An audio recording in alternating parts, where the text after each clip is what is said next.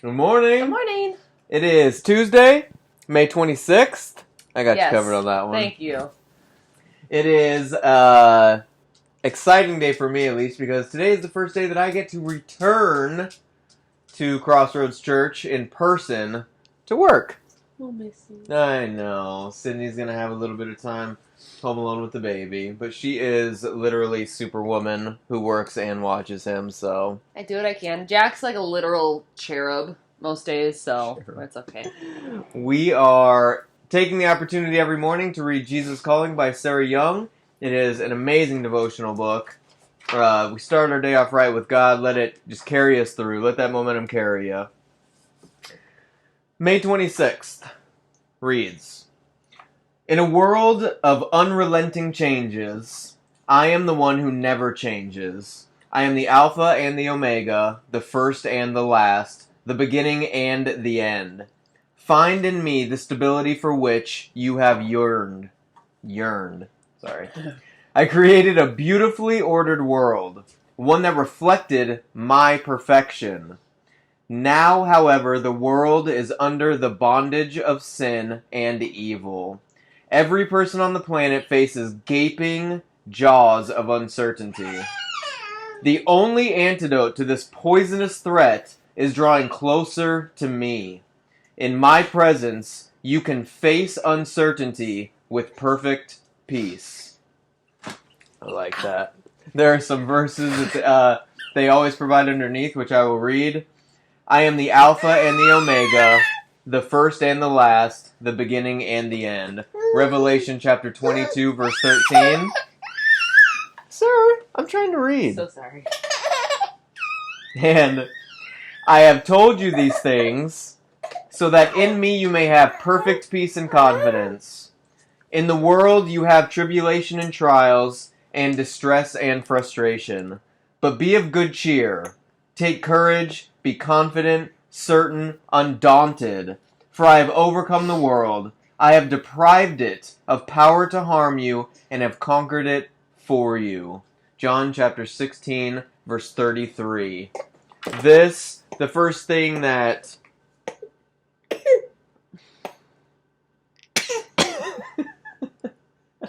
Better? Okay.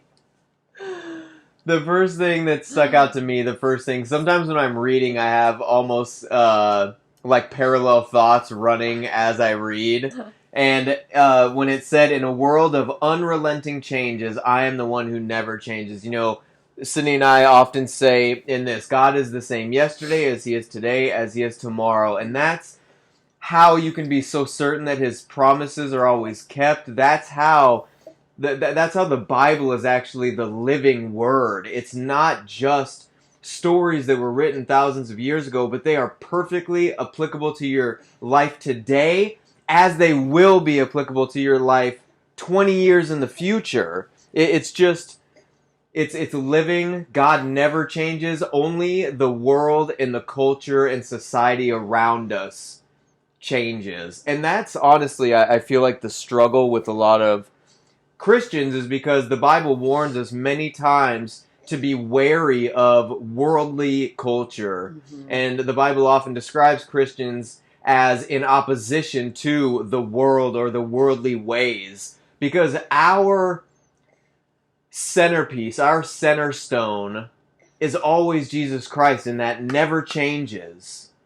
And the world around us is constantly changing, and there's always a temptation sometimes, or like there's a temptation to get drawn into some of the glamorous things that the world has to offer, and we always have to be very careful, but God is the same yesterday, today, and tomorrow. Yes, and it's not our job to make the Bible fit today's world. Oh, it's not our job to make the Bible somehow fall in line with what today's beliefs are in society. It's our job, to live our lives true to God, true to the Word, stay in line with that. And that's why if I'm ever, battling on something or on how, if something's right or wrong or whatever, like, what does the Bible say? Adam talks a lot about obedience, and one thing is to be obedient to what the Word of the Bible says. That's the end all be all for me. I don't want to get to heaven. I think about this often. I don't want to get to heaven and God sit me down and be like, I have a list of things that you've challenged me on in your whole life. Let's go over them one by one. I don't want that to happen, and I envision that happening every time I start rebelling against what the Bible says because I really want it to fit this thing that I want to believe in or I want to be okay. It's not our job to do that. The Bible sets out very clearly what is right and wrong, you know? Every person on the planet, I'm just picturing this, faces gaping jaws of uncertainty, like that, like, the image of that made me laugh, but the world we live in is so uncertain. I mean, you just hear people relate stories all the time, how literally it feels like the floor just dropped out from underneath them, and I think especially in this time, right now, there is so much uncertainty with everything that's going on. People can really feel like they're almost grasping at straws. And I got to tell you, Jesus is the only person, God is the only person who can give you peace at a time like this. Mm-hmm. And peace that transcends any worldly circumstance. There is no environment that man can put you in that God's peace cannot penetrate. Yes. And that is powerful, powerful stuff, to know that you have God with you during every scenario, and along with that comes His peace, His love, His strength, His guidance, and there's nothing around you that can affect that. There's nothing around you that can take that away from you. Yes, and you're never going to wonder if God is with you. You're never going to wonder if God is for you. God is not an uncertain God. He is with you always. He promises to love us, to guide us, to be there for us as long as we reach our hand up to Him. You're never going to wonder, like, is God going to show up for this? It may not be in the way that you like. It may not be in the way that you want. But He will show up, and He will always work in your life. As long as you know. Yes. He's never uncertain, and I like that because I don't like uncertainty. I don't like not knowing. I don't like when there's not, like, a plan and an answer and a scenario, and I don't like not having it all worked out. So, but oftentimes life is not always, you don't have the answers to life, but I do have the answers in God, and that makes me feel safe, peaceful, comfort, all the things that I need to live a happy, healthy life. Yes. And comes from God. It reads in here, the world is under the bondage of sin and evil. And that word bondage, man, I've spoken to that often, because when you are just enveloped in sin, you really are, you're just a slave to it. And many times you don't even realize it, and that is by design. Sin can be presented to you, evil can be presented to you in these very glamorous, nicely wrapped packages. Sin always comes to get you wandering off of your path into this darkness. And then once you're in the dark, you don't realize you're in the dark, but make no mistake about it, you are entrapped to that sin that has such a hold on you. Mm-hmm. And it's just this vicious cycle of feeding your desire, your fleshly desires is what the Bible calls it, our fleshly desires for sin.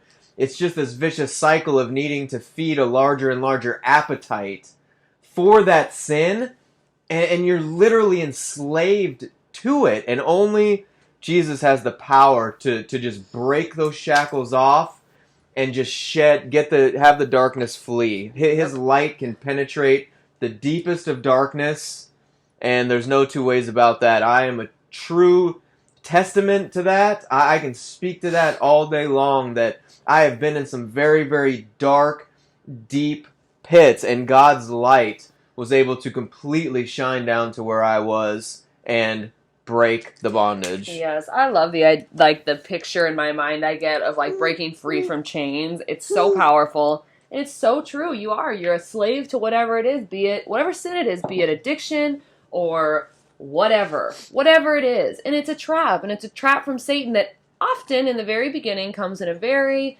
tightly neat, wrapped, pretty package that looks good, that seems okay, that might be okay for a little bit, and it eventually will It's just a trap. It's a trap. It's easy to fall into. It's hard to get out of. All sin leads to death. Yes, but is what the Bible says. Yes. All sin leads to death, and it's true. There's no life in sin. No. There is no light in sin. There's no love in sin. No. It's all darkness, and darkness only leads to death. But it is often presented to us in a different way. And I used to think that, I say this all the time, I used to think that I couldn't live a sin-free life and be happy, that it would be boring, that it would be vanilla, and I wouldn't be excited ever. But I can promise, this is the happiest I have ever been in my entire life, yes. because I have zero sin. I'm not sinning anymore. I'm not doing these things. Sin. And we all sin, but you know what I mean. I don't have, I'm not, My life is perfect. I have zero of the sins that used to hold me back. I've gotten rid of those. We all the desire has been taken out of it's you. been taken away from me. I don't have that desire. I have the desire to delve further into my faith, read the Bible, learn the Word, do these things that are good for myself, my health, and my family. And I promise, it's not boring. I'm not bored. I've had this revelation, because when you are living a life of sin, and if you try to remove the sin without Jesus, and it leaves basically a gaping hole in your life. Yep. And when you try to remove the sin and then move forward without Jesus, you are constantly feeling this intense pull back to the sin that you tried to remove from your life that is so cancerous. That's almost worse than sin itself. And that is impossible, I would say. Nearly impossible. But when you fill that hole with Jesus, he pours his love into you to such an extent that it is overflowing. And he has the power to remove the actual desire to even want to commit whatever it was that you were able to let go. It amazes me still, but it is encouraging to anyone out there who may be struggling or feel like they are living in what we've been describing as this darkness. Like God can take that away from you, and better than that, He has the power to overcome your desire to go back to it. We love you guys. I gotta hustle on to work before I'm late. We love you guys. I hope you're having the most blessed day. God willing, we'll see you tomorrow. Bye.